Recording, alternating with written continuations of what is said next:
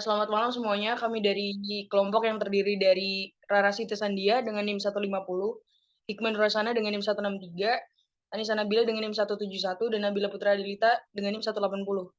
Analisis kami adalah terkait revisi Undang-Undang MD3 dalam perspektif perancangan peraturan perundang-undangan. Analisis yang pertama adalah analisis dari saya, yang dimana revisi UU MD3 yang mengatur tentang MPR, DPR, dan DPD, juga DPRD masuk dalam prolegnas prioritas 2024 di tengah isu perebutan kursi Ketua DPR antara PDIP dan Golkar. Yang berkonteks, revisi UU MD3 yang diprioritaskan untuk dibahas di tahun 2024, hal ini menunjukkan ada kebutuhan untuk memperbarui aturan terkait.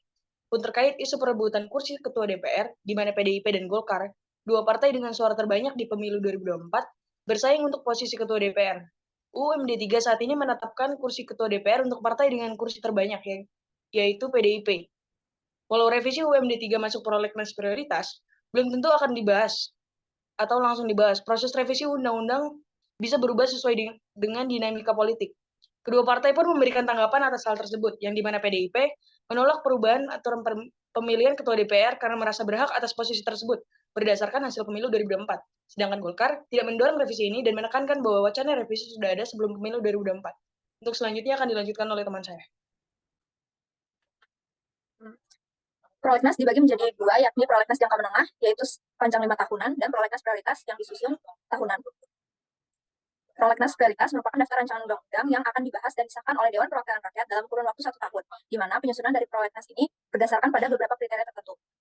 Yang pertama, untuk dapat masuk dalam prolegnas prioritas, rancangan undang-undang harus memenuhi syarat seperti naskah akademik yang telah disusun, surat keterangan penyelarasan naskah akademik dari Menkumham, rancangan undang-undang yang telah selesai dilakukan, rapat panitia antar kementerian dan atau antar kementerian dari Pemprov, dan yang terakhir surat keterangan telah selesai pengharmonisasian, pembulatan, dan penetapan konsep rancangan undang-undang dari Menkumham. Terdapat pro kontra dalam revisi Undang-Undang MD3 yang masuk ke dalam prolegnas prioritas. Untuk pendapat pro-nya sendiri itu diharapkan dapat memperkuat fungsi dan kewenangan DPR dalam menjalankan tugas dan fungsinya. Yang kedua, memungkinkan pembentukan alat kelengkapan dewan atau AKD baru yang lebih fokus pada tugas dan fungsinya. Dan yang terakhir, dapat meningkatkan akuntabilitas dan transparansi DPR kepada masyarakat. Selanjutnya adalah pendapat kontra, yakni dikhawatirkan dapat memperlemah sistem check and balance antara eksekutif dan legislatif. Yang kedua, memberikan peluang penyalahgunaan kewenangan oleh DPR. Dan yang terakhir, berpotensi menghambat proses demokrasi dan reformasi birokrasi. Selain itu, revisi dari UU MD3 ini berpotensi tumpang tindih dengan peraturan perundang-undangan lain. Dalam naskah akademik, rancangan revisi UU MD3 ini, ruang lingkup dan pembahasannya hanya mencakup gagasan penambahan sejumlah kursi pimpinan MPR, DPR, dan DPD. Akan tetapi, pada kenyataannya, antara naskah akademik dan pasal-pasal yang diubah menjadi sangat berbeda satu dengan lainnya. Sejumlah pasal kontroversial semisal kriminalisasi terhadap pihak yang dianggap merendahkan citra DPR justru tidak pernah dibahas sama sekali. Kekacauan dalam penyusunan undang-undang tersebut makin tampak nyata saat pimpinan badan legislasi atau balik DPR mengakui bahwa mereka tidak melakukan public hearing atau dengar pendapat masyarakat sebelum mengesahkan undang-undang tersebut. Tentu sesuatu yang bertentangan dengan undang-undang tentang tata cara pembentukan peraturan perundang-undangan. Selanjutnya, sebuah RUU masuk dalam prolegnas prioritas itu merupakan hal yang biasa terjadi. Bukan merupakan hal yang istimewa karena memang setiap tahun selalu muncul di RUU prioritas. Mengantisipasi usulan-usulan itu memang diusulkan oleh anggota setiap tahun. Prolegnas prioritas bisa diubah setiap tahun. Dan revisi UU MD3 masuk terus selama 5 tahun itu. Tapi sampai sekarang tidak ada pembahasan lebih lanjut terkait hal tersebut. UU perubahan ketiga UU MD3 dibentuk dengan melanggar prosedur dan tata cara sebagaimana telah ditentukan dan diatur dalam tatip DPR.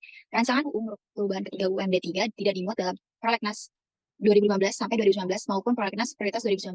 Jika rancangan UU perubahan ketiga UMD 3 diajukan di luar prolegnas, maka rancangan itu hanya dapat diajukan oleh DPR dan Presiden. Menilai perubahan muatan dalam pasal 15 UMD 3 tidak didorong oleh kebutuhan mengisi kekosongan hukum atau keadaan genting. Sebaliknya, hal tersebut dipandang para kalangan cenderung mengakomodasikan kepentingan politik dari partai-partai politik, memberikan setiap fraksi partai politik satu posisi pimpinan MPR RI, yaitu ketua dan wakil ketua. Sampai sejauh ini belum ada konsensus antara kalangan seperti lembaga, pemangku kepentingan, dan masyarakat mengenai revisi UU MD 3 tersebut. Masih banyak kalangan yang menolak adanya revisi tersebut.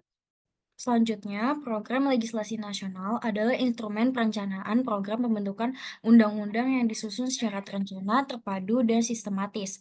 Pelaksanaan prolegnas dilakukan oleh DPR melalui Badan Legislasi atau BALEK dengan pemerintah melalui Kementerian Hukum dan HAM.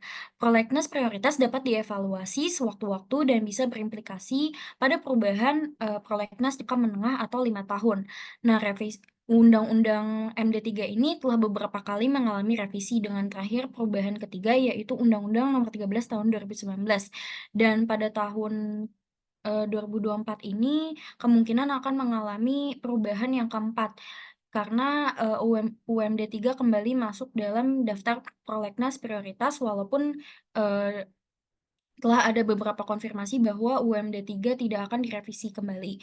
Nah, perlu diketahui carut-marut UMD 3 ini, terkenal dengan pasal-pasal kontroversialnya. UMD 3 dinilai memberikan imunitas hukum bagi para pemangku jabatan. Nah, mantan Ketua Mahkamah Konstitusi Mahfud MD telah memberikan pendapatnya bahwa UMD 3 telah merampas wewenang hukum yang selama ini berjalan. Nah, seperti perampasan ranah hukum oleh DPR itu terjadi karena dalam UMD 3 tersebut, mengatur soal pemanggilan paksa terhadap masyarakat dan membentuk pengadilan sendiri di DPR yang dijalankan oleh Mahkamah Kehormatan Dewan atau MKD. Terkait perubahan UMD 3 berimbas dengan penambahan kursi MPR, DPR, dan DPD. Nah, hal ini tuh dipertanyakan apakah penambahan kursi ini, akan menjadi efektif dan bisa untuk memperjuangkan kepentingan masyarakat. Ditambah lagi dinamika politik sekarang yang memanas terkait perebutan kursi ketua DPR. Apakah revisi atau tidak, sehingga dipertanyakan kembali bagaimana kekuasaan pemerintahan di masa depan. Oleh karena itu, perlu ditinjau kembali seberapa penting urgensi revisi UMD 3 dan kriteria agar undang-undang tersebut masuk dalam daftar prioritas, prolegnas. Hal ini dikarenakan masih banyak, undang-undang lain yang lebih mendesak untuk dibahas dan disahkan demi kepentingan masyarakat luas. Begitulah tanggapan dan analisis kelompok kami terkait revisi UMD 3. Video ini merupakan pemenuhan tugas mata kuliah Ilmu Perancangan dan Perundang-undangan oleh dosen Ahmad Asin Tohari, SHMH, kelas F. Sekian dari kami. Wassalamualaikum warahmatullahi wabarakatuh.